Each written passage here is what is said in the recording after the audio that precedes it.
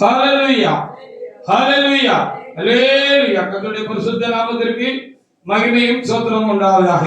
தேவனாகிய கர்த்தர் தாமே திரும்பவும் ஒரு பரிசுத்த ஆராதனை செய்ய முடியாத நல்ல ஒரு பாக்கியத்தை எனக்கும் உங்களுக்கும் தேவனாகிய கர்த்தர் கூட்டி கொடுத்தது மகா பெரிய தயவாக இருக்கிறது. அதற்காக ஆண்டவரே நான் சிறந்தாழ்ந்து பணிகிறேன், குறைகிறேன். எத்தனை பாரங்கள், துக்கங்களும், கவலைகளும், வருத்தங்களும், குறைவுகளும் நம்முடைய வாழ்க்கையிலே அவ்வப்பொழுது நம்மை சந்தித்தாலும், நமக்கு அப்படிப்பட்ட காரியங்கள் உண்டாயிருந்தாலும், அவைகள் மத்தியிலும் தேவனாகிய கர்த்தர் நம்மோடு கூட இருக்கிறவராக இருந்து நாம் விழுந்து விடாதபடி, நாம் சோர்ந்து கலங்கி போய் விடாதபடிக்கு, நாம் நொறுங்கி போய் விடாதபடிக்கு தேவனாகிய கர்த்தர் தாமே நமக்கு ஜீவனும் பலனுமாய் இருந்து அவரும் நம்முடைய நெருக்கங்களிலே பங்கு பெற்றபடினாலே நாம் பலப்பட்டு திரும்பவும் இந்த ஒரு பரிசுத்த ஆராதனை செய்ய முடியாக அவருடைய சன்னிதானத்திலே நாம் கடந்து வந்திருக்கிறோம். இது பெரிய தயவு கிருபையுமாக இருக்கிறது. எத்தனையோ பேருக்கு இந்த பாக்கியம் கிடைக்கவில்லை. நமக்கு தேவனாகிய கர்த்தர் தந்திருக்கிறதற்காக ஆண்டவருக்கு நான் ஸ்தோத்திரம் செலுத்துகிறேன்.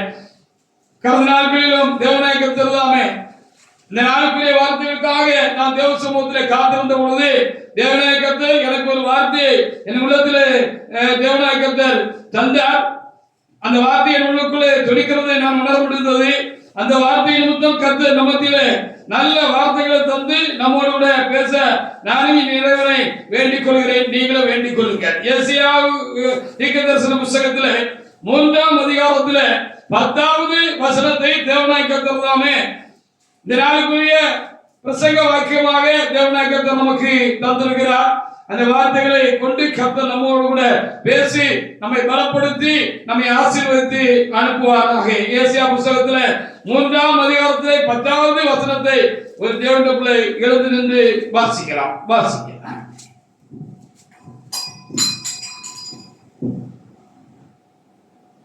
உங்களுக்கு நன்மை உண்டாகும் என்று நீதிமான்களுக்கு சொல்லுங்கள். உங்களுக்கு நன்மை உண்டாகும் என்று நீதிமானுக்கு சொல்லுங்கள்.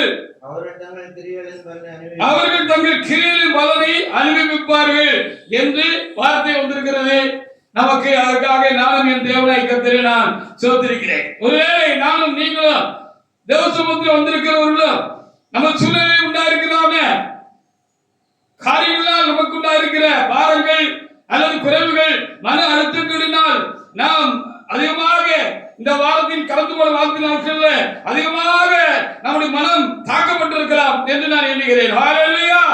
அப்படி ரொம்ப தாக்கமாக இருந்த நேரங்களில் பல காரியங்கள் நம்முடைய மனதுக்குள்ளே ஓடிக்கொண்டிருந்த அந்த வேளையில அந்த காரியங்கள் எல்லாம் கர்த்தர் எனக்குள்ளும் உங்களுக்குள்ளும் இருந்து அறிந்திருக்கிறபடியாலே ஆண்டவர் நம்மை பலப்படுத்தும்படியாக இந்த நல்ல வார்த்தையை தேவனாகிய கர்த்தர் நமக்கு தந்திருக்கிறார். உங்களுக்கு நன்மை உண்டாகும் என்று நீதிமான்களுக்கு சொல்லுங்கள். அவர்கள் தங்கள் கிரியைகளின் பலனை அனுபவிப்பார்கள். கண்டிப்பாக கர்த்தர் நமக்கு நன்மை செய்வார். கர்த்தருடைய கிரியைகளின் பலனை நாம் அனுபவிப்போம். அது நமக்கு உண்டாயிருக்கும், நமக்கு கிடைக்கும் என்று சொல்லி கர்த்தர் நல்ல வார்த்தைகளை தந்திருக்கிறதுக்காக நான் தேவனாகிய கர்த்தரை நான் ஸ்தோத்திரிக்கிறேன். ஆங்கில வேதா புத்தகத்திலே இந்த வார்த்தையை வாசிக்கிற பொழுது நீதிமான் என்கிற இந்த இடத்திலே ரைட்வைஸ் அப்படிங்கிறதான வார்த்தை அங்கே கொடுக்கப்பட்டிருக்கிறது. ரைட்வைஸ் என்று சொல்லி சொல்லப்பட்டிருக்கிறது. நீதிமான் என்கிற வார்த்தைக்கு அங்கே என்ன எழுதப்பட்டிருக்கிறது என்று சொன்னால் நான் சொன்ன இந்த வார்த்தை அங்கே எழுதப்பட்டிருக்கிறது. அதை குறித்து என்ன அதற்கு பொருள் என்று நாம் அந்த பகுதியில் எழுதப்பட்டிருக்கிற வார்த்தையின் மூலம் நாம் உணர்ந்து கொள்ள வேண்டியிருக்கு, அறிந்து கொள்ள வேண்டியது இருக்கிறது என்று சொன்னால் சரியாய் இருக்கிறவர்கள், சரியாய் நடக்கிறவர்கள். ஹalleluya. அதாவது இங்கே நீதிமான் என்று தமிழ் புத்தகத்தில் எழுதப்பட்டிருக்கிறது, அங்கே ரைட்வைஸ் என்று எழுதப்பட்டிருக்கிறது என்று சொன்னால் சரியாய் இருக்கிறவர்கள், சரியாய் நடக்கிறவர்கள் என்று அந்த ஆங்கிலத்தினுடைய மொழிபெயர்ப்பிலே நாம் அறிய முடிகிறது. அப்படியானால் சரியாய் வசனத்தையும் கர்த்தரையும் பற்றிக் கொண்டு நடக்கிறவர்களுக்கு கண்டிப்பாக இந்த ஆண்டிலே நன்மை உண்டாகும் என்று கர்த்தர் நமக்கு சொல்லுகிறார். ஹalleluya. நீங்கள் நானும் கர்த்தருடைய வசனத்தை சரியாக பற்றிக் கொண்டு கர்த்தரை சரியாய் பற்றிக் கொண்டு நாம் உறுதியாக இருப்போம் என்று சொன்னால், இருக்கிறோம் என்று சொன்னால் இந்த ஆண்டிலே கண்டிப்பாக ஆண்டவர் என்ன செய்வார்? நமக்கு நன்மை உண்டாகும்படி செய்வார். நாம் நம்முடைய கிரியைகளை பார்த்து கர்த்தர் நமக்கு பலனை தருவார். அந்த பலனை நாம் அப்படியாக அனுபவிப்போம், சுதந்திரித்துக் கொள்வோம் என்று கர்த்தர் சொல்கிறார். இந்த ஆண்டு பிறந்ததிலிருந்து நான் தொடர்ந்து பார்க்கிற பொழுது இது 4வது ஞாயிற்றுக்கிழமை வாரங்களாக இருக்கிறது. ஒவ்வொரு வாரத்திலும் நம்பிக்கை ஊட்டும்படியான, தைரியம் ஊட்டும்படியான வார்த்தைகளே கர்த்தர் நமக்கு கொடுத்து கொண்டிருக்கிறார். அதற்காக என் தேவனை நான் சோத்திருக்கிறேன். அப்படின்னா தேவனுடைய பிள்ளைகளே, நாம் கர்த்தருக்குள் சரியாய் இருக்கிறோம் அப்படிங்கிறது இந்த முக்கியமான செய்தியாக இருக்கிறது. நீதிமான் அதான் அர்த்தம் என்று சொல்லி நாம் பார்க்கிறோம். கர்த்தருக்குள் நாம் சரியா இருக்க வேண்டும், கர்த்தருடைய வசனத்தின்படி நாம் சரியாக நம்முடைய ஜீவனத்தை காத்துக் கொள்ள வேண்டும் என்று சொல்லி பார்க்கிறோம். இப்படி நம்ம சரியா வச்சுக்கிட்டோம்னா மட்டும் போதும், கண்டிப்பாக கர்த்தர் நமக்கு நன்மை செய்வார். அதைத்தான் இங்கே என்ன சொல்லப்பட்டிருக்கிறது, உங்களுக்கு நன்மை உண்டாகும் என்று சொல்லி நீதிமான்களுக்கு சொல்லுங்கள், அவர்கள் தங்கள் கிரியைகளின் பலனை அனுபவிப்பார்கள் என்று எழுதப்பட்டிருக்கிறது. இப்படி நல்ல வார்த்தைக்காக நாம் தேவனாகிய கர்த்தருக்கு நாம் நன்றி செலுத்த கடமைப்பட்டிருக்கிறோம். சங்கீத புத்தகத்துல 73 13 முதல் 15 வரைக்குள்ள வசனங்களை கூட நாம் வாசித்து பார்க்கலாம். சில நேரங்களில் ரொம்ப பாதிக்கப்படுகிற பொழுது நம்ம எப்படி நினைத்து விடுகிறோமோ, அப்படி ஏதாவது நம்ம வாயில தவறி வார்த்தைகள் வந்து விடுகிறதோ என்றும் நாம் எண்ணி பார்க்க வேண்டிய இருக்கிறது. அப்படி நினைக்கவும் கூடாது, அப்படி நம்ம வாயில என்ன செய்யக்கூடாது, எந்த ஒரு சொல்லும் வரவும் கூடாது என்று கர்த்தர் நமக்கு சொல்லுகிற ஒரு காரியமா இருக்கிறது. இங்கே சங்கீதக்காரர் இப்படி சொன்னார் என்று அங்கே சங்கீதம் 73 13 முதல் 15 வசனங்கள்ல எழுதப்பட்டிருக்கிறது. வாசி பாருங்க. சங்கீதம் 73 13 முதல். நான் விருதாகவே என் இருதயத்தை சுத்தம் பண்ணினேன், குற்றமில்லாமலே என் கைகளை கழுவினேன். நாள்தோறும் நான் வாதிக்கப்பட்டும் காலைதோறும் தண்டிக்கப்பட்டும் இருக்கிறேன். இவ்விதமாய் பேசுவேன் என்று நான் சொன்னேனாயினால் இதோ உம்முடைய பிள்ளைகளின் சந்ததிக்கு நான் துரோகியாவேன். மறு சந்ததிக்கு நம்ம தப்பான ஒரு காரியத்தை வச்சுட்டு போனவங்களா இருப்போம் அப்படின்னு சொல்லப்பட்டிருக்கிறோம். அல்லேலூயா. மனிதர்களா இருக்கிறோம், அதிகமாக பாதிக்கப்படுகிற பொழுது, அதிகமாக மனம் பாதிக்கப்படுகிற பொழுது நாம் என்ன செய்யலாம், சில வேளைகளில் நம்முடைய உள்ளங்கள்ல இப்படிப்பட்ட நினைவுகள் கலந்து வருவதற்கு அது ரொம்ப போராடும் என்று சொல்லி பார்க்கலாம். வாயில வார்த்தை கூட வர்றதுக்கு வாய்ப்பு இருக்கு. ஆனா அப்படி இருக்கக்கூடாது என்று சொல்லி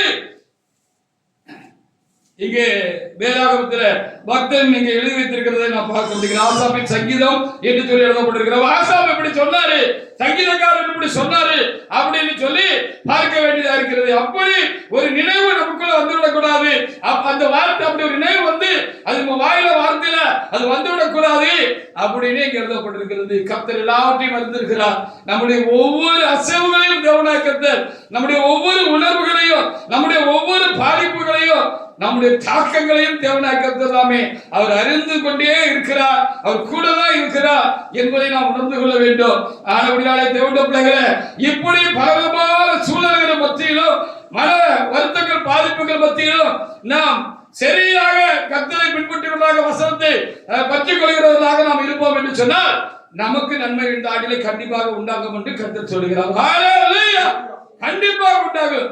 நீங்க சரியா நடக்கிறீங்களா, அதுக்குரிய பலன் உங்களுக்கு உண்டாகும், அதை நீங்க அனுபவிப்பீங்க அப்படின்னு கர்த்தர் நமக்கு வார்த்தை எழுகிறார். 10ஆம் அதிகாரத்துல 42 கூட வாசி பாருங்க. கண்டிப்பா பலன் உண்டு, நம்முடைய கிரியைகளுக்கு கண்டிப்பாக பலன் உண்டு, நன்மை உண்டு.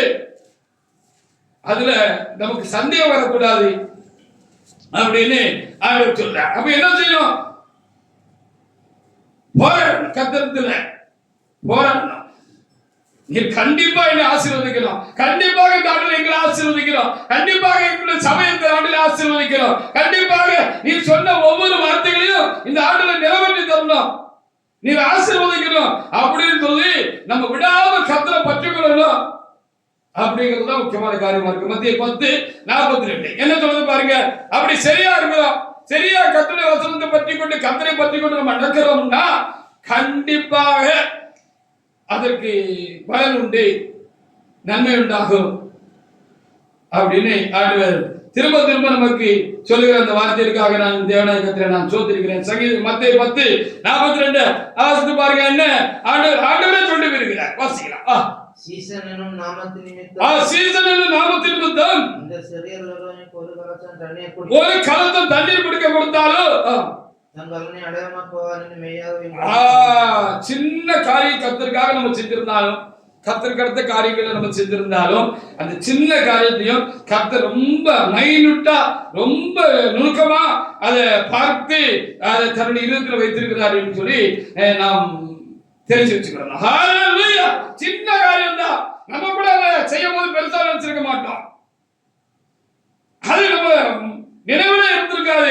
ஆனா கர்த்தர் கவனமா நினைச்சிருக்கிறாரு, அதை பார்க்கிறாரு அப்படின்னு சொல்லி நம்ம பார்க்க முடிகிறது. அவைகளுக்காக நாம் ஆண்டவரை நாம் சோதரிப்போமாக. அதுபடியால ஒரு சின்ன காரியத்தை கர்த்தருக்காக நம்ம செய்திருந்தாலும், கர்த்தருடைய வசனத்துக்கு ஒரு சின்ன காரியமா இருந்தாலும் அதற்கு நாம் பயந்து அதனுடைய நடக்கிறதுக்கு நாம் உறுதி உள்ளவர்களாக நான் இருக்கிறோம் அப்படின்னா கண்டிப்பா நமக்கு நன்மை உண்டாகும் அப்படின்னு ஆண்டவர் இன்றைக்கு நமக்கு சொல்கிற முடியலாலே நாம் கருத்தாய் அவருடைய வசனத்தை கை கொள்ளுவோம், அவை பற்றி கொண்டு இருக்கவும் வேண்டும் என்பதுதான் நமக்கு கொடுக்கிற முக்கியமான ஒரு ஆலோசனையா இருக்கிறது. இன்னும் எவ்வளவு கூர்மையாக, இன்னும் எவ்வளவு தீவிரமாக கர்த்தருடைய வசனங்களை நாம் கை கொள்ள முடியும். நமக்கு எழுதி கொடுக்கப்பட்டிருக்கிற காரியங்களை, நாம் அறிந்திருக்கிற காரியங்களை, நாம் போதிக்கப்பட்டிருக்கிற காரியங்களை நாம் கை கொள்ள முடியும் என்று நாம் ரொம்ப கவனமா பார்க்கணும் அப்படின்னு இங்கே எழுதப்பட்டிருக்கிறது. அதற்காக அப்படின்னா கண்டிப்பா வர வேண்டும். சின்ன காரியம்னாலும் நமக்கு கர்த்தர் அதுக்கு திருப்பி செய்வார். ஹல்லேலூயா. நம்ம மனுஷன் மறந்து போயிடுவான், ஆண்டவர் ஒரு நாள் மறக்க மாட்டார். ஹல்லேலூயா. மனுஷன் மறந்துடுவான் ஆனா ஆண்டவர் மறக்கவே மாட்டார். ஹல்லேலூயா. அதற்காக நாம் ஆண்டவருக்கு நாம் ஸ்தோத்திரம் சொல்லுவோமாக. ஆண்டவர் தீமை செய்வேன் என்று கோபத்துல சொல்லுவார், உன்னை தண்டிப்ப உன்னை சிரிச்சிப்ப அப்படின்னு ஆண்டவர் சொல்லுவாரு. ஆனா அதை செய்யறதுக்கு ரொம்ப அவரு யோசிப்பாரு. ஆனா நம்ம ஒரு சின்ன காரியம் செஞ்சாலும் அதுக்கு பதில் நன்மை கண்டிப்பாக செய்வார். அதனாலதான் உங்களுக்கு நன்மை உண்டாகும் என்று சொல்லி நீதிமான்களுக்கு சொல்லுகிறேன் என்று சொல்லப்படுகிறார். ஆமா, நீதிமான் யாரு? ஆண்டவர் என்ன சொல்றாரு கரெக்டா கவனிச்சு நமக்கு என்ன போதிக்கிறாங்கிறது கவனமா கவனிச்சு அதை நம்முடைய நல்ல இதயத்துல அதை அப்படி பத்திரப்படுத்தி வச்சிருந்து சந்தர்ப்ப சமயங்கள்ல அந்த வார்த்தை என்ன சொல்லுதோ அது டக்குன்னு முன்னால வரும். அப்படி நீங்க சரியான உள்ளத்துல வச்சிருந்தீங்கன்னா சமய சந்தர்ப்பத்துக்கு அது தேவையான எந்த வசனம் சூட்டான பொருத்தமான காரியமோ அந்த வசனம் டக்குன்னு நமக்கு முன்னால வரும். அது நமக்கு போதிக்கும் புத்தி சொல்லும், இப்படி இந்த சூழலில் இப்படி நீ நடந்துக்கோ, இப்படி செய், ஹல்லேலூயா அப்படின்னு சொல்லும். அப்படி நம்ம நடந்து கொள்கிற பொழுது கண்டிப்பாக நமக்கு நன்மை உண்டு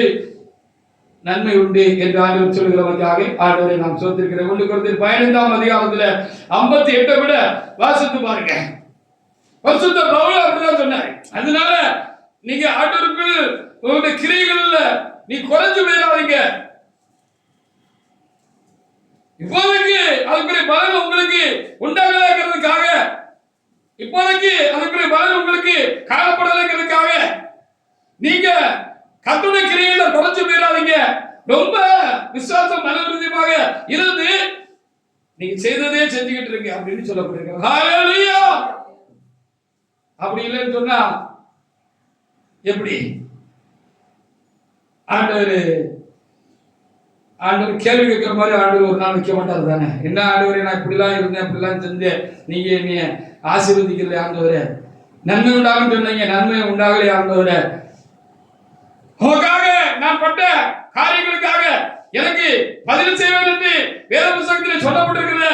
போதகரும் போதிச்சாரு, பாஸ்டர் சொன்னாரு, நீங்க ஒண்ணும் செய்யல ஆண்டவரே அப்படின்னு நீங்க பிள்ளைகளுக்கு ஆண்டவரத்துல கேள்வி கேட்க முடியுமா? கேள்வி கேட்கிற மாதிரி ஆண்டவர் இருப்பாரா? அப்படி கண்டிப்பாக ஆண்டவர் வைக்க மாட்டார். 1 கொரிந்தியர் 15:58 என்ன எழுதியிருக்குன்னு பார்ப்போம். வாசிங்க. ஆகையால் எனக்கு பிரியமான சகோதரரே, கர்த்தருக்குள் நீங்கள் படுகிற பிரயாசம் விருதா வீணா போகாது என்று அறிந்து நீங்கள் உறுதிப்பட்டவர்களாயும் அசையாதவர்களாயும் கர்த்தருடைய கிருபையிலே எப்பொழுதும் பெருகிறவர்களாயும் சாந்தம் எப்படியா அசைச்சிருந்தோம். நம்ம சரியா போறோம்னா நம்மளை அசைக்கணும்னு பார்ப்பான். இவன் சரியாலாம் போறான், கர்த்தர் சொன்னபடி இல்ல, அவன் நடக்கிறதுல ரொம்ப தெளிவும் உறுதியுமா இருக்கா அப்படின்னா நம்மளை அசைக்கிறதுக்கு பாப்பா. ஹalleluya. நம்ம அசையக்கூடாதுன்னு சொல்லப்பட்டிருக்கிறது. ரொம்ப உறுதியா இருக்கணும் அப்படின்னு சொல்லப்பட்டிருக்குது.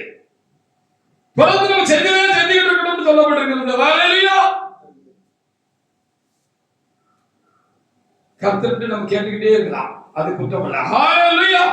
என்னை ஆசீர்வதியும் ஆண்டவரே, என்னை ஆசீர்வதியும் ஆண்டவரே, எனக்கு நீங்க ஆசீர்வாதங்களை தாரும் ஆண்டவரே, என் குடும்பத்துல ஆசீர்வாதம் உண்டாகட்டும் ஆண்டவரே, என் பிள்ளைகளுக்கு ஆசீர்வாதத்தை தாரும் ஆண்டவரே, என் ஊழியர்களுக்கு ஆசீர்வாதத்தை தாரும் ஆண்டவரே, நீ சொன்ன வார்த்தைகள் ஒவ்வொன்றையும் நினைவு மாட்டவரே அப்படின்னு நம்ம கேட்டுக்கிட்டே இருக்கலாம் ஆண்டவரே. ஹalleluya. அதுக்கு நாலு கிழமை வரலன்னாலும் உத்தமத்துல உறுதியா இருக்கலாம் அப்படிங்கிறது ஆண்டவருடைய செய்தியாக இருக்கிறது. ஹalleluya. நம்ம உறுதியா இருக்கணும், ஸ்ட்ராங்கா இருக்கணும். ஆண்டவரை உறுதியா பற்றிக்கொள்ளணும். அவருடைய வசனத்தின்படி நம்ம நடக்கிறதுக்கு நம்ம ஒரு நாளும் அதுல குறை வச்சிடக்கூடாது. அதுல சரியா இருந்துகிட்டே இருக்கணும், கேட்டுக்கிட்டே இருக்கணும். அவ்வளவுதான். ஹalleluya. அப்படி வந்து ஆண்டவர் நம்மள காத்தா மோகப்புற தள்ளி நம்ம மேல குதிரை ஏறதுக்கு அவர் ஒண்ணு விட்டுற மாட்டார்.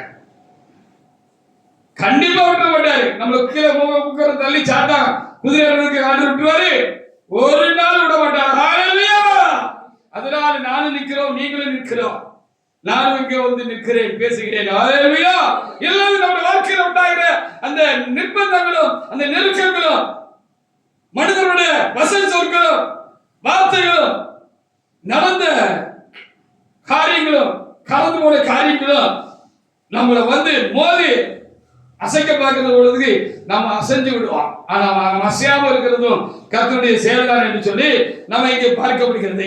தேவனுடைய பிள்ளைகளே, உங்களுக்கு நன்மை உண்டாகும் என்று கர்த்தர் சொல்கிறார். ஹalleluya. எனக்கு நன்மை உண்டாகும் என்று சொல்லி கர்த்தர் சொல்கிறார். ஹalleluya. அப்படி செய்யாம போயிடுவார் ஆண்டவரே, விட்டுருவோமா? விடக்கூடாது. அப்படி விட்டுருவோம்னா உணவும் கூடாது. அப்படி ஒன்று செய்யாம அவர் போக மாட்டார் என்பதுதான் நமக்கு இன்றைக்கு கர்த்தர் நம்பிக்கை விட்டு முடியாம சொல்கிற ஒரு முக்கியமான வார்த்தையாக இருக்கிறது. 2 தீமோத்தேயு 3ஆம் அதிகாரத்துல 13வது வசனத்தை வாசிங்க. நம்ம சரியா நடக்கிறோம்னா நடக்கிறவர்கள் தான் துன்பப்படுவார்கள் என்று சொல்லி சொல்லப்பட்டிருக்கிறது.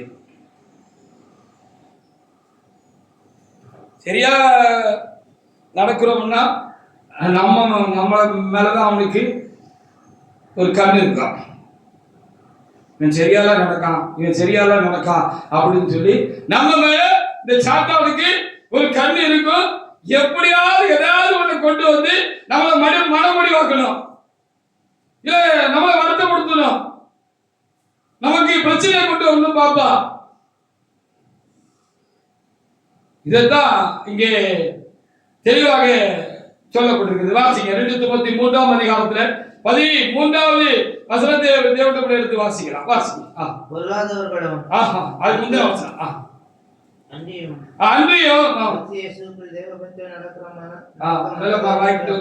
அன்றியும் கிறிஸ்துவுக்குள் தேவபக்தியாய் நடக்க மனதாயிருக்கிற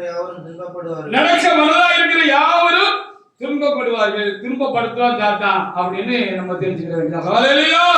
நமக்கு அப்பப்ப ஏதாவது ஒரு பிரச்சனை கொண்டு வந்துட்டே இருக்கானப்பா அப்படின்னா கொண்டு வரட்டும். ஆனா நம்ம என்ன சொல்லணுமா? இங்கே வேதத்துல சொல்லப்பட்டது போல நம்ம வைராக்கியமாக நம்ம உறுதியாக இருக்கணும். ஹalleluya. எது தீமையா முடிஞ்சிச்சு, தீமையை கொண்டு வந்திருக்கலாம், ஆனா ஏதாவது தீமையா முடிஞ்சிச்சா அப்படிங்கிறது தான் இப்போ ஆர்வம் நமக்கு கேட்கிற கேள்வியாக இருக்கு. ஹalleluya. நீங்க இடது பக்கம் வலது பக்கம் சாஞ்சிட்டீங்கன்னா கொஞ்சம் நவுண்டு போயிடுவான் சாத்தான். ஏன் தெரியுமா? இவன் இப்போ கர்த்தருடைய காரியத்துல உண்மையா இல்ல, உறுதியா இல்ல, சரியா இல்ல, வசனத்தின்படி இவன் போகல. இதுல இவனை நம்ம என்ன செஞ்சுட்டோம்?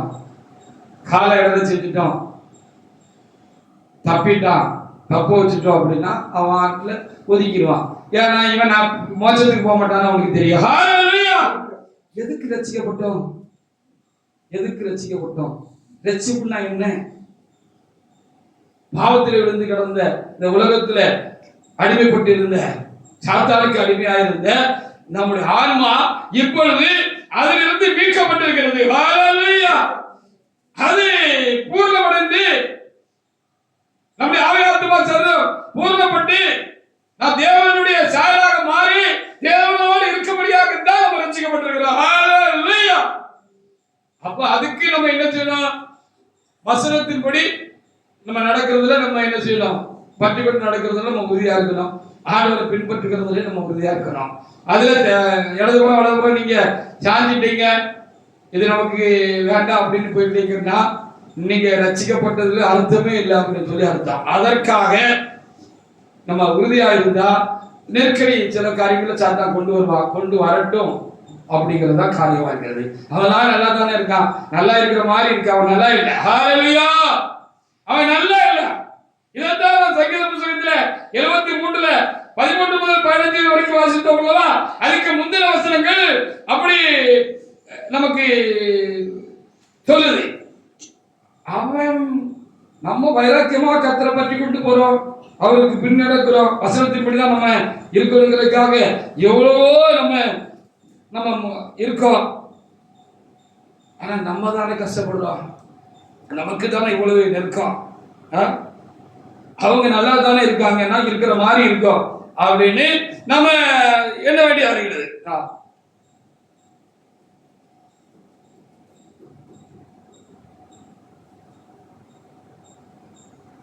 மூணாவது வசனத்திலிருந்து வாசிங்க.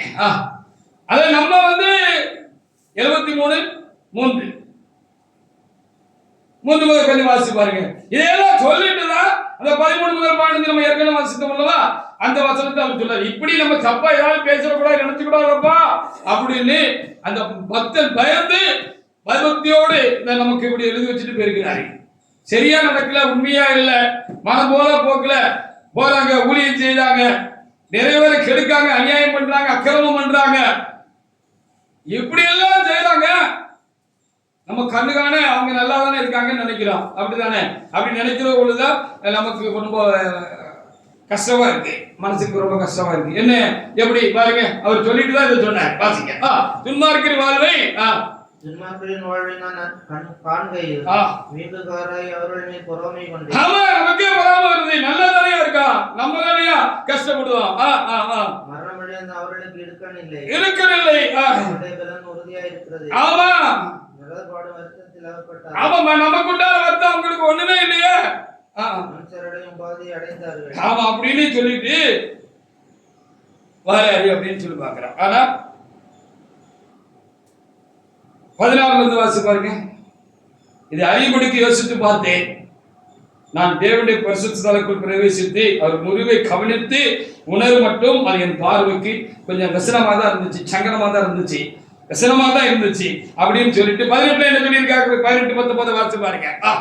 நிச்சயமாக நீர் அவர்களை சர்க்கலான இடங்களில் நிறுத்தி ஆமா பாழான இடங்களில் விளப்பண்ணுகிறீர்.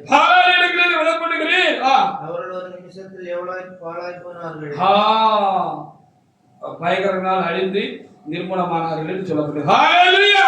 ஆக்கிரமிக்க பச்சாதான் இருக்கு. ஆனாலும் அதனுடைய காரியம் எப்ப என்னமா முடியும்னு சொல்ல முடியாது. அப்படி நிறைய சம்பவங்கள் நம்ம பார்க்கிறோம் தானே. ஆனா அதை விட நமக்கு ஒரு பாக்கியம் உண்டா இருக்கு. நாம் குறைவை கஷ்டங்களே சில வேளைகளே நாம் அனுபவித்தாலும் தேவநாயக கர்த்தருக்குள் நாம் இருக்கிறோம், அவருடைய வசனத்தின்படி நம்முடைய வாழ்க்கை இருக்கிறது என்று சொன்னார். அதுதான் ஆசீர்வாதம். அதனால அப்படியே பிடிச்சிருமா, அப்படியே தொடர்ந்து இருக்குமா? இல்லைன்னா இல்ல அப்படிங்கிறதா இருக்கு கர்த்தர் நமக்கு சொல்லுகிற செய்தி. உங்களுக்கு நன்மை உண்டாகும் என்று சொல்லி நீதிமானுக்கு சொல்லுங்கள், அவர்கள் தங்கள் கிரியைகளின் பலனை என்ன செய்வார்கள்? கண்டிப்பாக அனுபவிப்பார்கள் என்று இன்றைக்காக தருகிறது நல்ல வார்த்தைகளுக்காக நாம் தேவனை நாம் சோத்திரிப்போமாக. ஆனால் அது நிரந்தரம் இல்லைங்கிறதா நமக்கு கொடுக்கிற கர்த்தர் கொடுக்கிற செய்தி. 1 பேதுரு 1:5-6 வாசித்து பாருங்க. ஆனாலும் அது நிரந்தரம் இல்லை, தொடராது, கொஞ்ச காலம் தான், அது மாறி போகும் அப்படின்னு சொல்லப்படுகிறது. எங்கேயோ நம்ம வாழ்ந்திருந்து ஆசீர்வாதங்களை பெற்றுக்கொண்டு அநேகருக்கு ஆசீர்வாதமாக இருந்து நித்தியத்திலும் மேலான ஆசீர்வாதங்களை பெற்றுக் கொள்வதற்காகத்தான் கர்த்தர் நம்மளை வழி நடத்திக்கிட்டு இருக்கிறார், நம்ம கூட நடக்கிறார். ஹல்லேலூயா. நம்ம நடத்துறாரு,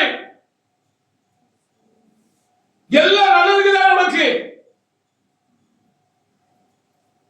வாசிங்க 1 பேதுரு 1:5-6. கடைசி காலத்துல வெளிப்பட ஆயத்தமாயிருக்கிற ரட்சிப்புக்கு ஆமா, கடைசி காலங்களில் ஆயத்தமாக்கப்பட்டிருக்கிற ரட்சிப்புக்கு ஏதுவாக விசுவாசத்தை கொண்டு தேவனுடைய பலத்தினாலே காக்கப்பட்டிருக்கிறவங்களுக்கு அந்த சோதனம் பரலோகத்தில் வைக்கப்பட்டது. ஆமா, மோட்சம் போதும். மோட்சத்துல பெரிய ஆசீர்வாதங்கள் இருக்கு. இங்க ஏதாவது காரியம் அப்பப்ப நம்மளை அழுத்திக்கிட்டு கூட இருக்கலாம். ஒண்ணு போனா ஒண்ணு வரும். இதான் வாழ்க்கை.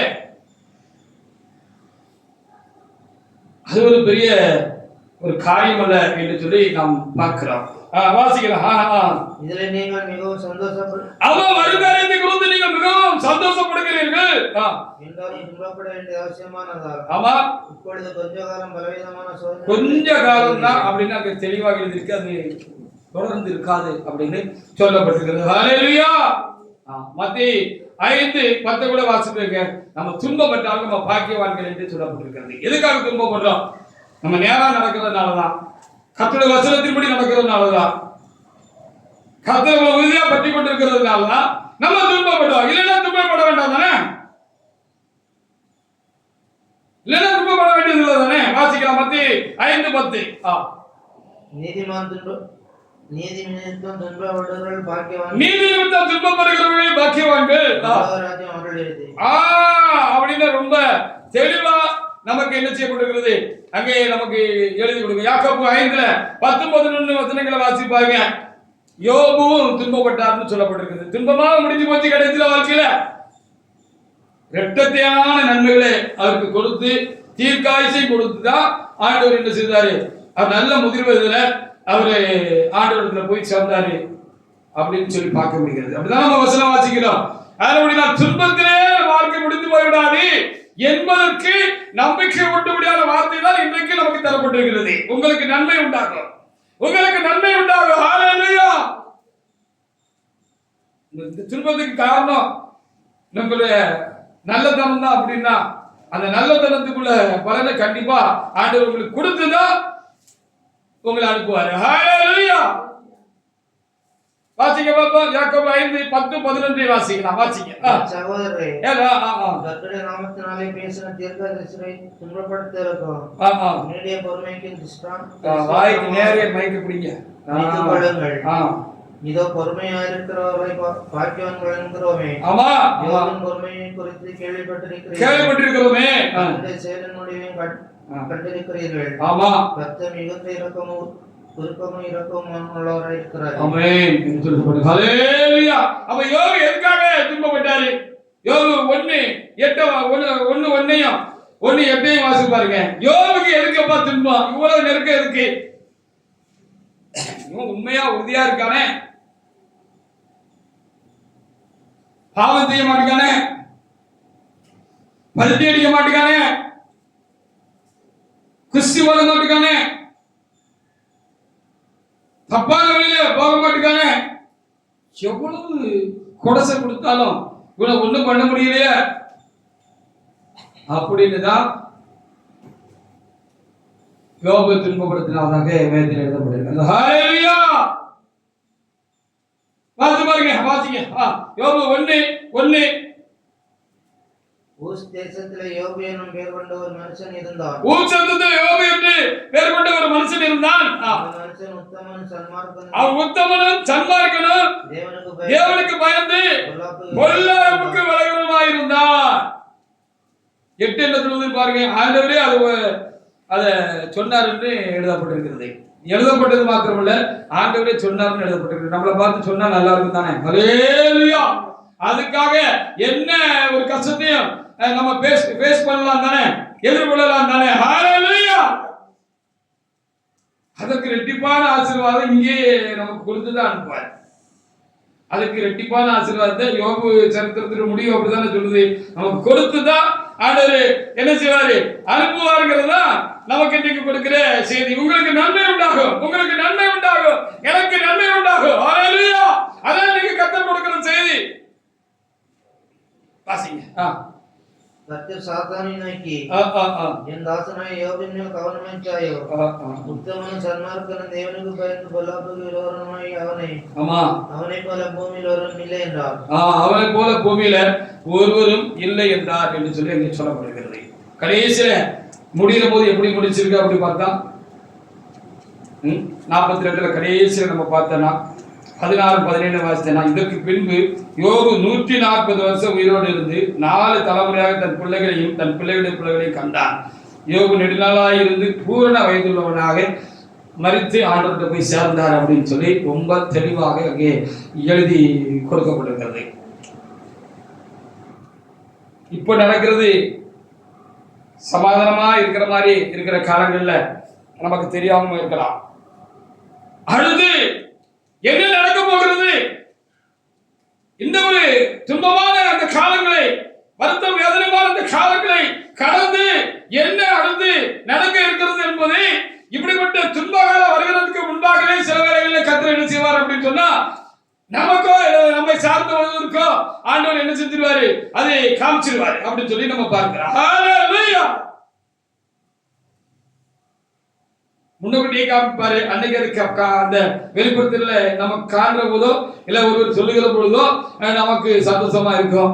அந்த காலம் வருகிறதுக்கு முன்பாக சில நெருக்கங்கள் நமக்கு உண்டாகலாம். அதை தாண்டி தான் அது என்ன செய்யும், அது வரும்னு சொல்லி நம்ம பார்க்க வேண்டியதாக இருக்கிறது. அதற்காக நாம் ஆண்டவரை நாம் சோதரிப்போம். ஹல்லேலூயா, ஹல்லேலூயா. நாங்க தூத்துக்குடியில இருக்கிற பொழுது மனைவிக்கு ஒரு வெளிப்படுத்தல் உண்டாயிருந்தது. எல்லாத்திலும் வெளிப்படுத்தல் சொன்னவங்க மறந்துடுவாங்க. சொல்லப்பட்ட வெளிப்படுத்தல் எதற்காக சொல்லப்பட்டதோ, யாருக்காக சொல்லப்பட்டதோ அவங்க என்ன செய்ய மாட்டாங்கன்னா அவங்களுக்குள்ள அது மறக்காது. இப்படிப்பட்ட சூழ்நிலையில தேவனாய் கர்த்தர் அதை நமக்கு கண்ணுக்கு முன்னால கொண்டு வருவார். ஹல்லேலூயா. அங்க ஒரு பெரிய ஒரு ஸ்டேஜ் ஒன்று போடப்பட்டிருக்கிறது. எங்க பார்த்தாலும் பிரகாசமான விளக்குகள் எல்லாம் வைக்கப்பட்டிருக்கிறது. அப்பொழுது நீங்க அந்த மேடையில நின்று பேசுறதுக்கு நீங்க ஆயத்தமா இருக்கீங்க. அப்பொழுது ஒரு சத்தம் அங்கே உண்டாகிறது, ஒரு சத்தம் தொனிக்கிறது. ஒரு விசேஷித்த அழைப்பு என்று ஒரு சத்தம் அங்கே உண்டாகிறது. அப்படி ஒரு சத்தம் கேட்கறது நான் பார்த்தேன்னு சொன்னாங்க. அவங்க மறந்துருப்பாங்க. ஹல்லேலூயா. ஆனா நான் மறக்கல. ஆண்டவர் இப்போ அந்த நேரத்துல கர்த்தர் எனக்கு அதை நினைவுபடுத்தி கொடுக்கிறார். ஹல்லேலூயா. வயசு 67 ஆயிட்டு அப்படின்னு நினைக்கிறோம். என்ன வருஷம் 5-10 தெரியலையா? இன்னும் ஏதாவது ஒரு பெருசா ஆண்டவருக்கு ஏதாவது ஒண்ணு செய்யலையே. மிச்ச கணக்கு பார்த்தா 80 நாளும் 80 நாளும் இன்னும் ஒரு 13 தானே இருக்கு. இதுக்குள்ள நம்ம என்ன செஞ்சிருக்கோம்னு சில நேரத்துல நமக்கு நினைப்பு வரலாம். ஹல்லேலூயா. அப்படிப்பட்ட நேரங்களில் கர்த்தர் நம்மை தூரமா பார்க்க வைக்கிற மாதிரி இப்படிப்பட்ட காரியங்களை கர்த்தர் செய்வார். உங்களுக்கு இப்படி வந்திருக்கும் தானே, வந்திருக்கும் தானே. கடந்த காலங்கள்ல நீங்க இளமையா இருந்த பொழுது அல்லது கடந்து வந்த காலங்கள்ல கர்த்தர் இப்படிப்பட்ட காரியங்களை உங்களுக்கு கர்த்தர் சொல்லி இருப்பாரு தானே. சொன்னதை செய்து முடிச்சிட்டு தான் நம்ம அனுப்புவாரு. ஹல்லேலூயா. ஒரு விசேஷத்த அழைப்பு இருக்கின்றன, விசேஷமா பிரச்சனைகளும் இருக்கும். அந்த பிரச்சனைகளை எல்லாம் தாண்டிதான் தடை ஓட்டம்னு ஒரு ஓட்டம் சொல்லுவாங்க. மத்தியில ஒரு தடை வச்சிருப்பாங்க. தாண்டி தான் ஓடணும். ஹல்லேலூயா. நம்மளை தாண்டுறோம், நமக்குள்ள இருக்கிற ஒரு ஆளை நம்ம தாண்டுவோம். ஹல்லேலூயா. தாண்டுறோம். அதான் அவருடைய காரியமாக இருக்கிறது. ஒரு ஊழியமான காலங்கள்ல ஒரு ஊழியக்காரரு, எனக்கு அன்பான ஊழியக்காரர், வேற ஒருத்தர் இல்ல, அங்க நம்ம இந்த ஆலயத்தை கட்டி வச்சுட்டு இப்ப மறுத்து நித்திரடைந்து போனதானே பூமதி சகோதரியோட புருஷனார் ஒரு நாள் மூலிய மாநாட்டில் அந்த இடைப்பட்ட நேரங்களில் நாங்கள் ஒருவருக்கு சந்தித்து விடுகிற பொழுது சந்தித்து கொண்டேன். அப்போ ஒரு டக்குன்னு சொன்னாரு, ஐயா நான் ஒரு வெளிப்படுத்தல் கண்டேன் ஐயா. ஒரு பெரிய இது, அதாவது ரெட்டிச்ச மாதிரி இருக்கு. ஒரு பெரிய ஒரு கூட்டம் நடக்கியா, பெரிய கூட்டம், எக்கச்சக்கமான மக்கள் இருக்கிறாங்க. நீங்க ஒரு பெரிய கார்ல வந்து இறங்குறீங்கய்யா, இறங்கி அந்த மேடையில ஏறுறீங்கய்யா. நல்ல முதிர்ந்த வயது உங்களுக்கு இருக்கு, குறைஞ்ச ஒரு 90 வயசாவது உங்களுக்கு இருக்கும் அப்படின்னு அவர் சொல்லிட்டு போனார். ஹல்லேலூயா. 90 100 120 எனக்கு தெரியாது. ஆண்டவர் எடுத்தா இன்னொரு 60 வருஷம் உயிரோட வச்சு 120 கத்திரி வேலையெல்லாம் முடிச்சுட்டு போக வைக்க அவர் வல்லமுள்ளவர் தானே. ஹல்லேலூயா. ஆமா, மோசே அப்படிதான் 120 வயசு வரைக்கும் வச்சிருந்தார். அவர் கண் பார்வை இருடலையும் இல்லை, அவருடைய பலன் குன்றி போகவும் இல்லை என்று சொல்லப்பட்டிருக்கிறது. ஹல்லேலூயா. எனக்கு நிறைய பேர் எனக்கு 67 வயசு ஆகுதுன்னா ஒத்துக்கொள்ள மாட்டாங்கன்னு நினைக்கிறேன். தோற்றத்துல மாத்திரம் இல்ல, ஒரு பலன் எனக்கு இப்ப இருக்கதான் செய்யுது. ஒரு ஆமா 10 வருஷத்துக்கு பின்னால தள்ளுற மாதிரி ஒரு 50-55 வயசுக்குள்ள பலன் இருக்கு. இது தொடரக்கூடாதுன்னு என்ன நிச்சயம் இருக்கிறது. ஹல்லேலூயா. அப்படி அதே ஊழியக்காரர் தான் ஒரு நாள் அந்த சிஸ்டர் வீட்டு பக்கத்துல வந்து ஊழியக்காரமா போய் பேசிக்கிட்டு இருக்கும் பொழுது இன்னொரு வெளிப்படுத்தல கூட அவர் என்ன செய்திருக்கிறாரு, சொல்லி இருக்காரு. அநேக பிள்ளைகளுக்கு நீங்க தகப்பனும் தாயுமா நீங்க இருப்பீங்க அப்படின்னு ஒரு வெளிப்படுத்தல சொல்லியிருக்காங்க. இப்படி நிறைய இருக்கு. எல்லாத்தையும் எழுதி ஏற்ற வச்சிருக்கேன். மனதுக்குள்ளே கத்துறதை வைத்திருக்கிறார். இப்படிப்பட்ட நெருக்கமான காலங்களில் ஆண்டவர் இப்படி நிறைய காரியங்களை ஆண்டவர் என்ன செய்கிறாரு, நமக்கு கொண்டு வந்து முன்ன வைக்கிறாரு. சொன்னவங்களுக்கு அது ஒருவேளை மறந்துருக்கலாம், அது எங்க அப்படிங்கிற உணர்வு கூட வந்திருக்கலாம், மாறி இருக்கலாம். அந்த நம்பிக்கை மாறி போயிருந்திருக்கலாம். ஹல்லேலூயா. தந்தவர் இறைவன் என்று சொன்னால் அது கண்டிப்பாக நடக்கும். ஹல்லேலூயா. அப்படினால் நம்ம சரியா இறைவனை பற்றி கொள்ள விடக்கூடாது. வசனத்தின்படி நடக்கிறதுல நம்ம ரொம்ப உறுதியாக நம்ம காணணும். 14-17 42-16-17 வாசி பாருங்க. கடைசில என்ன எப்படி அவரு தீர்க்காயுசோடு அவர் போனாரா, வாசி பாருங்க. இதற்கு பின்பு யோபு 140 வருஷம் உயிரோடு இருந்து 4 தலைமுறையாக தன் பிள்ளைகளையும் தன் பிள்ளையோட பிள்ளைகளையும் கண்டான். ஆமா, அப்படி 140 வருஷம் மேற்கொண்டு உயிரோடு இருந்தார். அப்போ அவரு இந்த பிரச்சனை காலத்துல அவருக்கு எத்தனை வயசுல இங்க எழுதப்படல. ஹல்லேலூயா. அப்போ ஒரு குறைஞ்சது ஒரு 200-150 வயசு வரைக்கும் அவர் உயிரோடு கூட இருந்திருப்பாரு அப்படி கூட சொல்லப்படுகிறது. மனுஷனுடைய ஆயுசு நாட்கள் 70, பலத்தின் மிகுதினால 80 என்று எழுதி இருந்தாலும் கர்த்தர் சுத்தமானார். ஆண்டவர் வர்ற வரைக்கும் கூட ஒருவரை உயிரோடு கூட வைக்க முடியும் தானே. ஹல்லேலூயா. முடியும் தானே, தேவைன்னா முடியும். கர்த்தர் அப்படி செய்ய வல்லமையுள்ளவராக இருக்கிறார். ஹல்லேலூயா. அதனால இப்ப இருக்கிற காரியத்தை வச்சு நீங்க ஒரு கணக்கு போடுறீங்க, அதெல்லாம் சரியான கணக்கு இல்லைன்னு ஆண்டவர் சொல்லுகிறார். ஹல்லேலூயா. இன்னொரு 5 வருஷம் ஓடுமா 6 வருஷம் ஓடுமோன்னு நீங்க தான் சிந்திக்கீங்க. அவரு ஓட்டணும்னு வச்சிருந்தாருன்னா அது ஓட்டிக்கிட்டே இருப்பாரு, வயசு போய்கிட்டே இருக்கும். ஹல்லேலூயா. ஆனா தேவனுடைய பிள்ளைகளே, நாம் இருக்கிறதை பார்த்து நாம் ஒரு முடிவு பண்ணுகிறோம், நமக்குள்ளாக ஒரு தீர்மானத்துக்கு வருகிறோம். அப்படி அல்ல. ஹல்லேலூயா. நமக்கு தெரியாது, ஆண்டவருக்கு தான் தெரியும். ஆண்டவருக்கு தான் தெரியும். எல்லா அப்போஸ்தலர்களும் இரத்த சாட்சியாக மரித்தார்கள். சின்ன அப்போஸ்தலர் மார்பில சார்ந்திருந்த அந்த யோவான் அப்போஸ்தலர் அந்த அருளப்பர் 110 வயசு வரைக்கும் உயிரோடு கூட இருந்தாரு. அவர் ஒரு நாள் இறக்கியா மரித்தார் அப்படின்னு சொல்லப்படுகிறது. ஆனா அதிகமாக பாடுபட்டார் சொல்லப்பட்டிருக்கிறது. ரொம்ப வயசான பிற்பாடு அவருக்கு நடக்க முடியாம போன பொழுது அவரை ஒரு ஆசிரமத்தில் வச்சு தூக்கி கொண்டு வந்து இங்க வைப்பாங்களா, அவர் பிரசங்கம் பண்ணுவாரா, இப்படி எல்லாம் சொல்லப்பட்டிருக்கிறது. ஹல்லேலூயா. கடைசி நாட்களில் கர்த்தர் என்ன செய்ய போறார் என்பதை அவர்தான் திருவெளிப்பாடு உண்டாக்கி நமக்கு எழுதி கொடுத்துட்டு போயிருக்கிறார். அதுல அநேக காரியங்கள் மறைபொருளா இருக்கு, ரகசியமா இருக்கு, கருவிலா இருக்கு. அதை கர்த்தர் தம்முடைய காலங்களில் எல்லாத்தையும் நமக்கு விலக்கி தருவார், சரியாக சொல்லி தருவார். அதற்காக நாம் ஆண்டவருக்கு நாம் சோத்திரம் செலுத்துவோம். அப்படின்னா இப்ப உங்களுக்கு நம்பிக்கை உண்டாகுதா? ஹல்லேலூயா. நம்புறீங்க தானே? நம்பணும். நம்ப வைப்பாரு.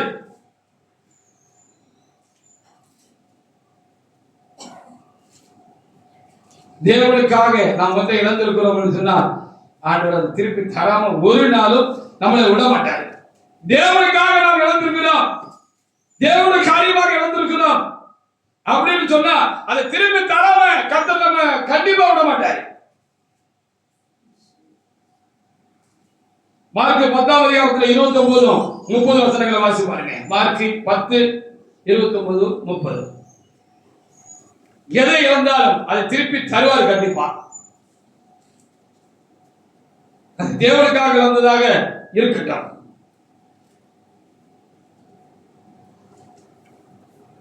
மார்க் 10:29-30 வாசிங்க.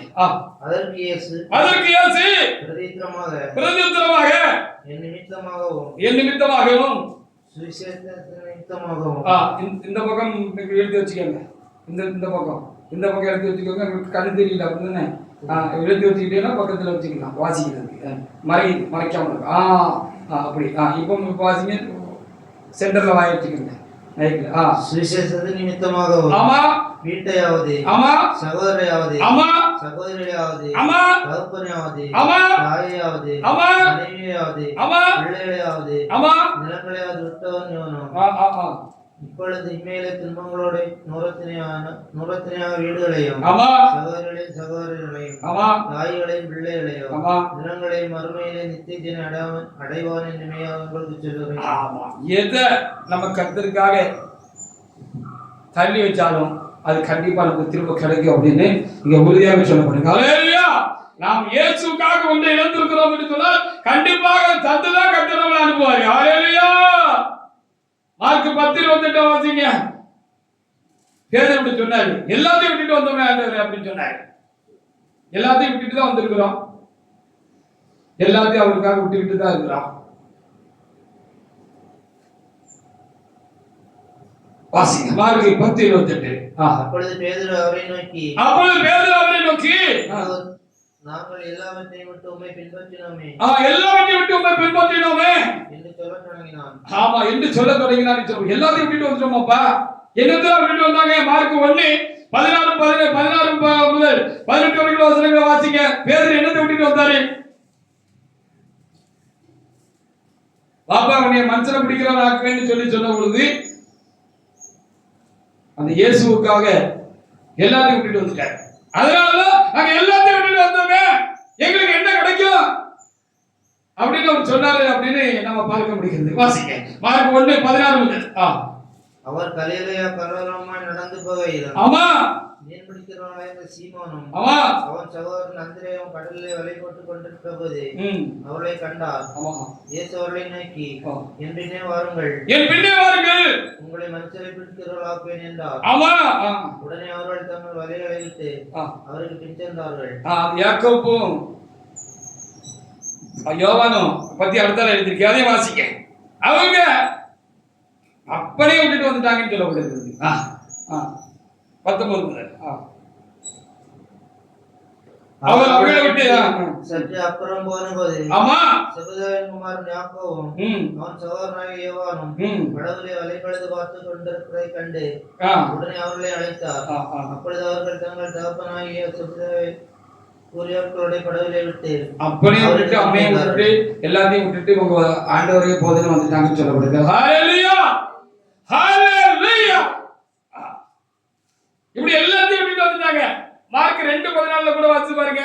அங்க ஒரு பெரிய இன்கம் டாக்ஸ் ஆபீசர் வந்தாரு.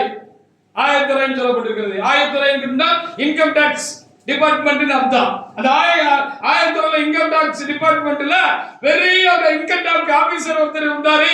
அவர் பேருக்கு லேவின்னு எழுதிருக்கு. சில சுவிசேஷ புத்தகத்துல அவருக்கு பேரு மத்தேயுன்னு எழுதிருக்கு. ரெண்டு பேரும் ஒரே ஆளு தான். ஆமா, பாத்தீங்க. அவர் நடந்து போகையில் அல்பேயின் குமாரனாகிய லேவி ஆயத்துறையில் உட்கார்ந்து சுங்கத்துறையில உட்கார்ந்து இருந்தாரு.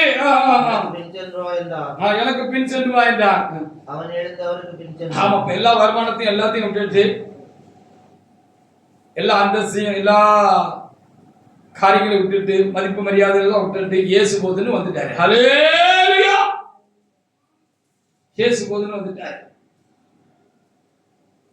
இவங்கெல்லாம் விட்டதுக்கும் அதிகமா பெற்றுக்கொண்டார்கள் என்றுதான் நம் வேதம் நமக்கு சொல்லுகிற ஒரு காரியம், எழுதப்பட்டிருக்கிற ஒரு காரியமாக இருக்கிறது. ஹல்லேலூயா.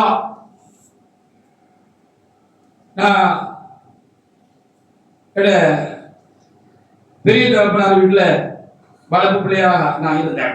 எங்க அப்பா ஒரு பஸ் கண்டக்டர் தான். ஒரு நடுத்தரமான வருமானம் உள்ள ஒரு குடும்பம் தான். நாங்க சகோதரர்கள் 4-5 பேர் இருந்தோம். நான் தான் மூத்தவன்.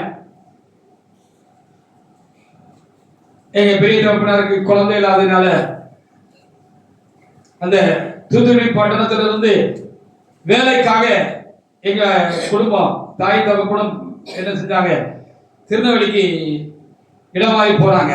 அப்படி போகிற பொழுது அதுக்கு முன்னாலே அந்த பிரதானமான சமயங்களின் நேரங்களில் நாட்களும் அது பெரிய காப்புனார் வீட்டில் தான் நான் நின்றுட்டு இருந்தேன். அப்படி நின்றுட்டு இருந்ததுனால அப்படி வேலைக்காக அவங்க மாறி வேலை ஊருக்கு போகிற பொழுது என்னோட பெரிய காப்புனார், பெரியப்பா, ஏய் அவனை இங்க விட்டுட்டு போ, அவன் இங்க நிக்கட்டும், நான் அவனை படிச்சு வச்சு பாத்துக்கிறேன் அப்படின்னு சொல்லி விட்டுட்டு போயிட்டாங்க. நல்ல ஆச்சரியமான ஒரு குடும்பத்துல நான் வளர்ந்தேன். அந்த வளர்ந்து நல்ல வாலிபத்துக்கு நான் கடந்து வந்தேன். கஷ்டம் என் வாழ்க்கையில என்னன்னே தெரியாது. ஹல்லேலூயா. அந்த அளவுக்கு ஒரு ஆச்சரியமான ஒரு சூழ்நிலையில நான் வளர்க்கப்பட்டேன். அப்படி இருக்கிற பொழுதுதான் இயேசு என்ன பிடிச்சிட்டாரு, இயேசப்பா என்ன பிடிச்சிட்டாரு.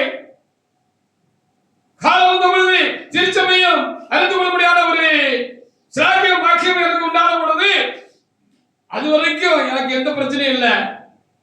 அதுக்கப்புறம் தான் எனக்கு நெருக்கம் உண்டாக ஆரம்பித்தது. ஆச்சாரமான ஒரு இந்து குடும்பமாக நாங்கள் இருந்தோம். அப்படின்னாலே இதனால சில பிரச்சனைகள் தான் உண்டாக ஆரம்பித்தது.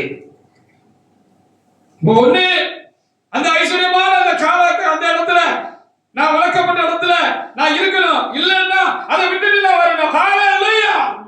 ரெண்டுல ஏதாவது ஒண்ணுதான் செய்யணும். ஏன்னா ஆண்டவர் சொன்னது போல ரெண்டு எஜமானுக்கு ஊழியம் செய்ய முடியாது. என்ன வளர்த்தவர்களை திருப்திப்படுத்திக்கிட்டு ஆண்டவரை திருப்திப்படுத்துகிறது என்பது அது கூடாத ஒரு காரியம் சூழ்நிலையாக அது ஏற்பட்டு விட்டது. அப்படி ஏற்பட்டு விட்ட பொழுது என்ன செய்யறதுங்கிற பொழுது அப்படியே அந்த வாழ்ந்த அந்த காரியத்தெல்லாம் விட்டுட்டு ஆண்டவரே போதுன்னு சொல்லி நான் ஆண்டவருக்கு வந்துட்டேன், சபைக்கு வந்துட்டேன். ஹல்லேலூயா. இன்றைக்கு வரைக்கும் கர்த்தர் என்னை கைவிடல. ஹல்லேலூயா. அந்த சொத்து சுகம் எல்லாத்தையும் விட்டுட்டு வந்தேன்.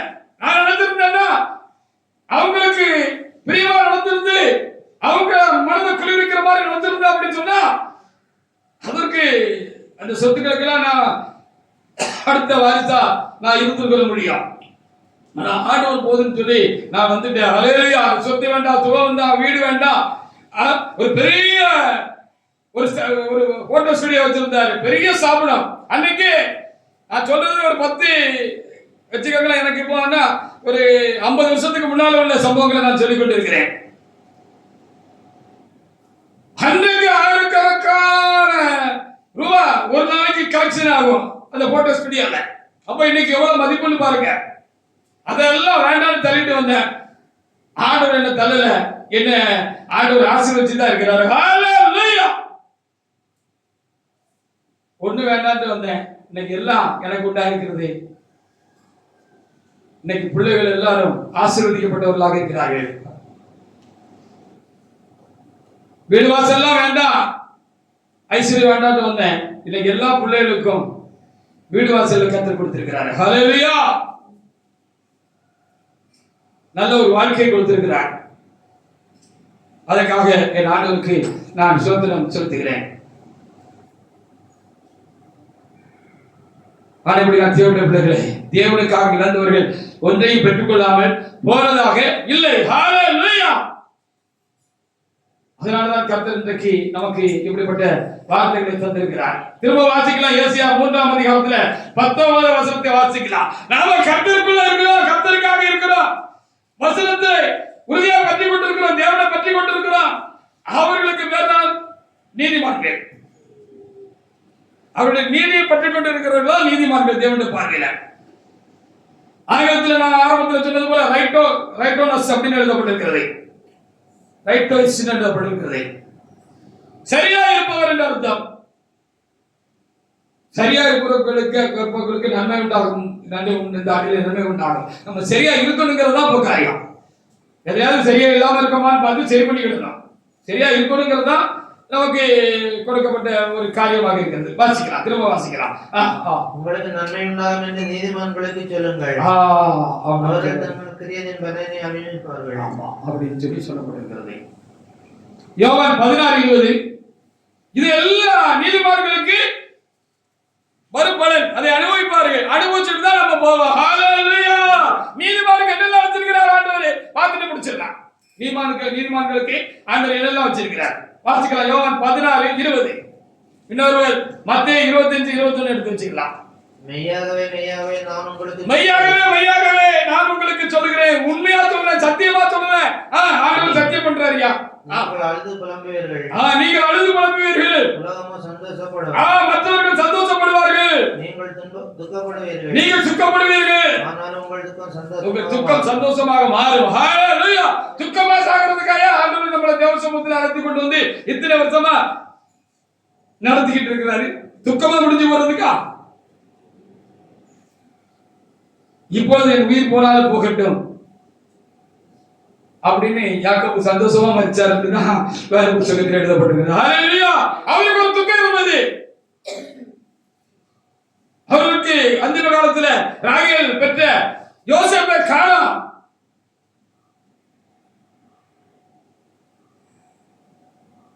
அவனை துஷ்ட மிருகம் பட்சித்து போட்டு அப்படின்னு சொல்லி அப்படி ஒரு பெரிய சரி செய்ய முடியாத ஒரு ஆழமான ஒரு பாதிப்பு அவருக்கு உண்டாயிருந்தது. ஹalleluya. செத்து போல யோசேப்பு நினைச்சிட்டு இருந்தாரு. முடிஞ்சு போச்சுட்டு நம்ம நினைச்சிட்டு இருக்க மாதிரி சில கதைகளை முடிஞ்சு போச்சுட்டு நம்ம நினைச்சிட்டு இருக்கிற மாதிரி முடிஞ்சு போச்சுன்னு யாக்கோபு நினைச்சிட்டு இருந்திருக்கிறாரு. இப்ப நிறைய பேர் முடிஞ்சு போயிடுச்சுன்னு தான் நினைச்சிட்டு இருக்காங்க. ரொம்ப பக்கத்துல ஒட்டி உரசிக்கிட்டு இருக்கவங்களே அப்படிதான் நினைச்சுக்கிட்டு இருக்காங்க முடிஞ்சு போச்சுன்னு.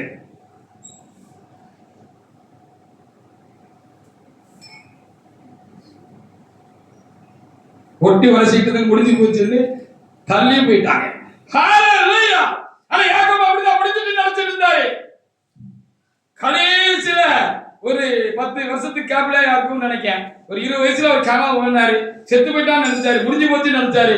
30 வயசுல அந்த எகிப்து தேசத்துக்கு அவரு ராஜாவாயிட்டாரு. ஹalleluya. ராஜா சொன்னாரு, நான் இந்த சிங்காசனத்துல மட்டும் தான் ராஜாவா இருப்பேன், நீதான் இந்த எகிப்து முழுவதுக்கு ராஜா அப்படின்ட்டாரு. இவர்தான் ஆக்டிங் ராஜா. ஹalleluya. அவர் டம்மி ராஜாவா இருந்தாரு. உண்மையான அந்த பார்வன் ராஜா என்ன செஞ்சாருன்னா டம்மி ராஜாவா இருந்தாரு. இவர்தான் நடப்பு ராஜாவா இருந்தாரு. ஹalleluya. எல்லாரும் வந்து கையை கட்டிட்டு இருந்தாங்க.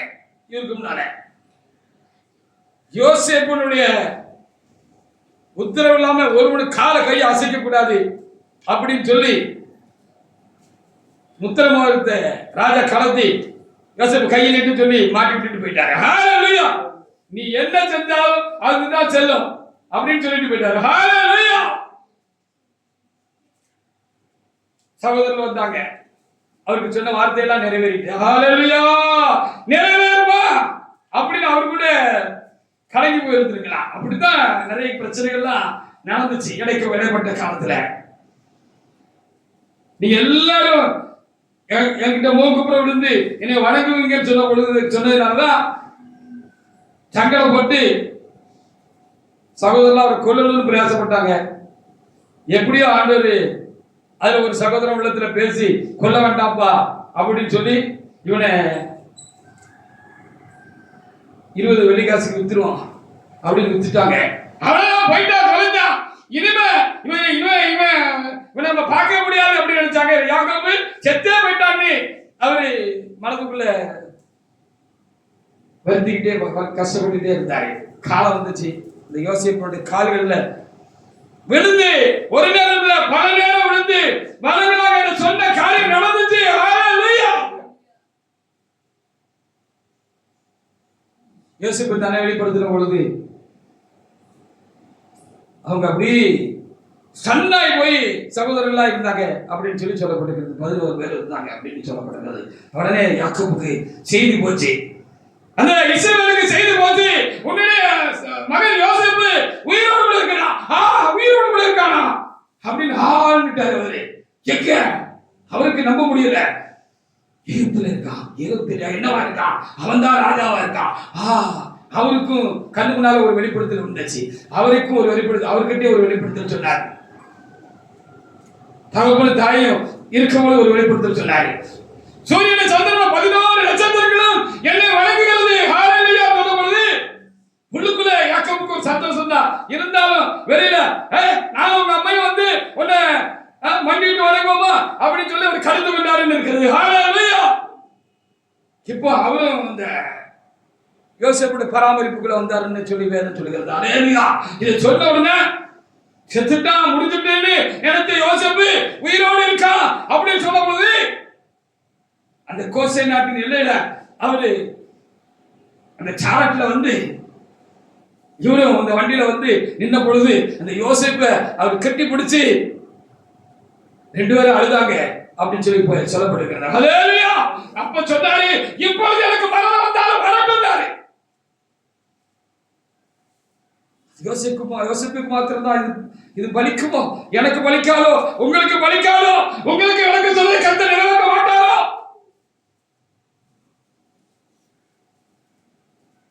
நம்புவதற்கு ஏதுவாகட்டாலும் நம்பிக்கைக்கு ஏதுவான தேவன் தாம் சொன்னதை நம்ம நம்ப வச்ச காரியத்தை செய்து முடிச்சுட்டு தான் நம்ம அனுப்புவார். ஹல்லேலூயா.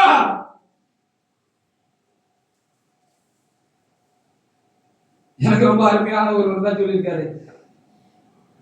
தாத்தாவுக்கு வயசு, தாத்தா பியாட்டி சொல்லல, நான் சும்மா சொல்லுவேன். ஆலயத்துக்கு அறிய பண்ணுவாங்க. ஐயாவுக்கு வயசு 67 ஆயிட்டு, இனிமே அவ்வளவுதான். இனிமே காலம் சுருக்கிட்டு இது வரைக்கும் ஒன்றும் நடக்கல, இனியும் இங்கே அவ்வளவுதான் அப்படின்னு அவரே மூட்டை முடிச்செல்லாம் கட்டி வச்சுட்டார். போயிட்டு வாங்கன்னு சொல்றதுக்கு. ஹல்லேலூயா. நீ யாரு என்ன சொல்றதுக்கு? மூட்டை முடிச்சலாம் கட்டியாச்சு முடிஞ்சு போச்சுன்னு சொல்றதுக்கு. நான் சொன்னது மாதிரி நான் ஒரு 120 வரைக்கும் இருந்தா இருந்து வேலையை செஞ்சுட்டு போகணுங்கிறத கர்த்தர் சித்தமா இருந்தா அதை செய்வார். ஹல்லேலூயா. காலங்களை ஆளுகிறவர் நம்முடைய தேவன். காலங்களை ஆளுகிறவர் நம்முடைய தேவன். காலதேவன் அவர். காலதேவன். அந்த காலதேவனுடைய கரத்திலே நானும் நீங்களும் இருக்கிறோம். உங்களுக்கு நன்மை உண்டாகும், நீதிமானே உங்களுக்கு நன்மை உண்டாகும் என்று சொல்லி கர்த்தர் இந்த நேரத்திலே எனக்கு உங்களுக்கு சொல்லுகிறார். உங்க கிரியோட பலனை நீங்க அனுபவிச்சுட்டு தான் போவீங்க அப்படின்னு கர்த்தர் சொல்லுகிறார். ஹல்லேலூயா. காலதேவனுக்கு காலமே இல்லை.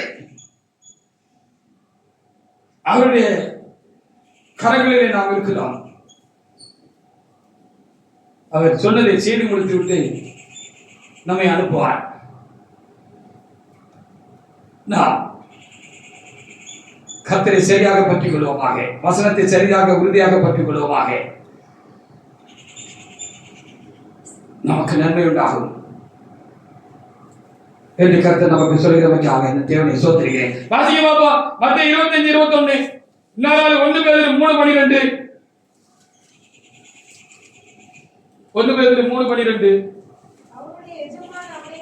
ஆமா, நல்லது, உத்தம உண்மையுள்ள ஊழியக்காரனே, நீ கொஞ்சத்துல உண்மையுள்ளவனா இருந்தாய், வெக்காம விட மாட்டாய். கொஞ்சத்துல நீங்க உண்மையா இருந்தீங்கன்னா அநேகத்துல அதே ஆக்கிட்டு தான் விடுவாரு. ஏன் கொஞ்சத்துல உண்மையா இருந்தோம்னா அப்படி கொஞ்சத்துல இருந்துட்டு போனா சொல்லுவாரு, அநேகத்துக்கு நான் உன்னை அதிகாரி ஆக்குறேன்னு தான் சொல்லப்பட்டிருக்கிறது. 1 பேதுரு 3:12. அடுத்தால சங்கீதம் 92:12. நோக்கமாக இருக்கிறது. ஹல்லேலூயா.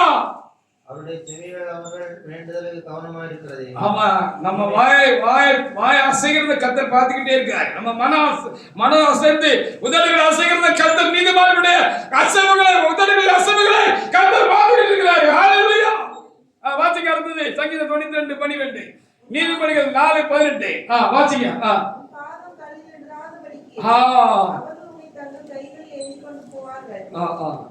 சங்கீதம் 92:12 தானா? நீதிமான் பழைய போல் செலுத்தி ஆமா ஆசீர்வதிக்கப்பட்டவனாக இருப்பான்னு சொல்லப்பட்டிருக்கிறது. ஆசீர்வாதம் பெற்றுக்கொண்டு தான் போவோம். ஆசீர்வாதம் பெறாம போக மாட்டான், விட மாட்டாரு. நான் போற வேலையை இரு, இனிமேதான் வேலையே இருக்கு, நீ போறியா? எங்க போற? போறானா? போறான், இரு, வேலை இப்பதான் போயிருக்கு. அன்னைக்கு தேவனுடைய மனுஷன் அப்படி சொன்னாரு, நான் என் பிதாக்களை பார்த்து நல்லவன் அல்ல ஆண்டவரே, என்னை எடுத்துக்கொள்ளும் சொல்லி சூடு அன்னைக்கு படுத்துக்கிட்டாரு. சூரை சொல்லிக்கிற தட்டி எழுப்பினாரு, பலப்படுத்தினாரு. இனிதான் உனக்கு முக்கியமான வேலையா இருக்குன்னு தேவனுடைய மனுஷனுக்கு சொன்னதாக நம்ம வேதத்துல பார்க்கிறோம். ஹல்லேலூயா. பொறுப்பு அடுத்த ஆள்கிட்ட ஒப்படைச்சிட்டு தான் போவான் ஒரு நீதிமான். பொறுப்பு ஒரு ஆள்கிட்ட யார ஆண்டவர் சொல்றாரோ அந்த ஆள்கிட்ட ஒப்படைச்சிட்டு தான் அவன் நீதிமான் போவார். ஹல்லேலூயா. எலியா எலிசாட்ட கொடுத்துட்டு தான் போனார். ஹல்லேலூயா. கொடுக்காம விட மாட்டார். கொடுத்துட்டு சரியா பொறுப்பை முடிச்சிட்டு இப்பொழுது நீ சமாதானத்துடன் போக விடுகிறேன் என்ற வார்த்தையின்படி தான் கர்த்தர் அனுப்புவார். சங்கடத்தோட சமாதானம் இல்லாமல் அனுப்புவார். நீங்க நம்மளே நம்பாம இருங்க. என்னை ஆண்டு கொண்டிருக்கிற தேவன், என்னை ஆளுகிற தேவன் என்ன விட மாட்டாரு. ஹல்லேலூயா. என்னுடைய பாதிப்பு உங்களுக்கு உண்டாச்சுன்னா நீங்க நிற்பீங்களான்னு சந்தேகம். நான் நிக்கிறதுனால நான் பெரிய ஆளுன்னு சொல்லல. கர்த்தர் என்னை நிப்பாட்டி ஆகணும், அது கட்டாயம். ஹல்லேலூயா. எந்த சூழ்நிலையும் என்னை நிப்பாட்டணும், என்னை நிக்க செய்யணும், என்னை பேச செய்யணும், நிக்க செய்யணும். ஹல்லேலூயா. அது கட்டாயம், அது கர்த்தருக்கு கட்டாயம். சொன்னது நிறைவேற்றணும் இல்லையா? அடுத்த வாசிங்க. நீதிமொழி 4:18. நீதிமான்களுடைய பாதை நடப்பவர். சங்கீதம் 103:7-17 ஒருத்தர் எடுத்து வச்சுக்கோங்க. வாசிங்க 4:18. நீதிமொழி 4:18. நீதிமான்களுடைய பாதை நடப்பவர் வரைக்கும் அதிகமாய் பிரகாசிக்கிற சூரிய பிரகாசம் போல் இருக்கும். ஆமா, அது மகிமையாக முடியும். ஹல்லேலூயா.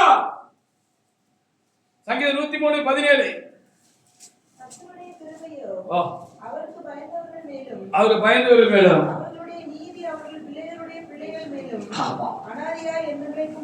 வேற பேத்திகளுக்கெல்லாம் அந்த ஆசீர்வாதம் போய் சேரணும்னு சொல்லப்படுகிறது. ஹல்லேலூயா. கண்டிப்பா சேரும், போய் சேரும்.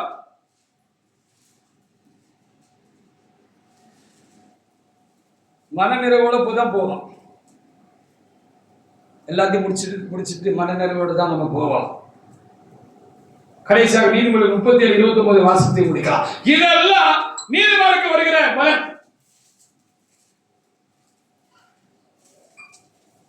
இதெல்லாம் நீதிமான்களுக்கு வரும் பலன் என்று சொல்லப்படுகிறது. நீதிமொழி 37:29 வாசத்தை முடிக்கலாம். நீதிமொழிகள் 37:29 இல்லையா? நம்பர் மாறிட்டோம்.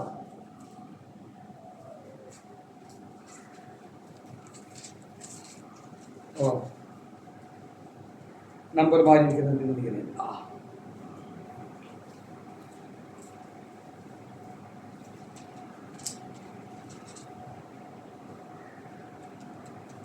அதுல ஒரு நல்ல ஒரு வசனம்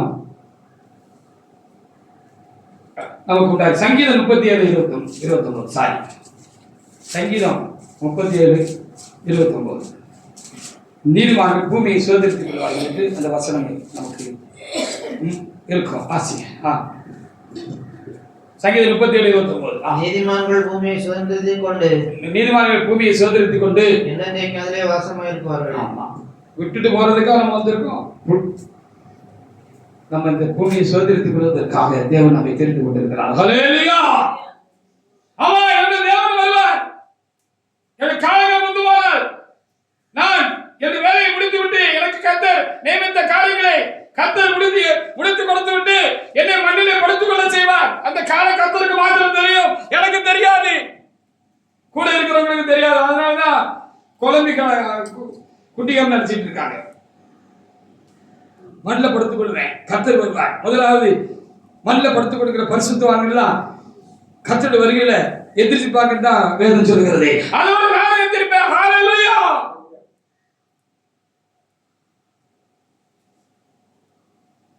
அவரோடு கூட திரும்பவும் 1000 வருஷம் அரசாட்சி செய்யறதுக்கு இந்த பூமியில நான் இறங்கி வருவேன். ஹல்லேலூயா. அவரோடு கூட சேர்ந்து இந்த பூமியில நான் ஆளுவேன். ஹல்லேலூயா. 1000 வருஷம் தேவனோடு கூட நான் ஆளுவேன். எனக்கு கர்த்தர் என்ன போஸ்ட் வச்சிருக்காரு, அந்த போஸ்ட்ல உட்கார்ந்து நான் இந்த பூமியை ஆளுவேன். ஹல்லேலூயா. ஆண்டு முடித்து நித்திய வாழ்வுக்குள்ள என் தேவனோடு கூட இந்த புதிய வானம் புதிய பூமி உண்டாகும் என்று சொல்லப்பட்டிருக்கிறோம். அந்த புதிய வானம் புதிய பூமியில புதிய சிலமாக நான் தேவ சமூகத்துல நான் நித்திய காலமாக என் தேவனோடு கூட நான் இருந்து மகிழ்ச்சியான இந்த ஜீவிதத்துல நித்திய வாழ்வை நான் வாழ்வேன். இதற்காகவே கர்த்தர் என்னை அழைத்திருக்கிறார். எல்லாரும் நினைக்கிற மாதிரி என்னை விட்டுட்டு போனதுக்காக இல்ல, இடையில விட்டுட்டு போனதுக்காக இல்ல. இதையெல்லாம் செய்து முடிக்காமல் கர்த்தர் என்னுடைய காலங்களை முடிவுக்கு கொண்டு வர மாட்டார். ஆகவே நான் தேவனுடைய பிள்ளைகளே, உங்களுக்கு நன்மை உண்டாகும். உங்கள் கிரியைக்குள்ள பலனை நீங்கள் அனுபவித்து விட்டு தான் இந்த செயலை எடுத்ததனுடைய காரியத்தை முடித்து நீங்கள் கடந்து போவீர்கள். நானும் போவேன். இது கர்த்தருடைய வார்த்தை, கர்த்தருடைய வார்த்தை, இது கர்த்தருடைய வார்த்தை. கர்த்தர் இந்த வார்த்தைகளை ஆசீர்வதிப்பாராக. ஆமென்.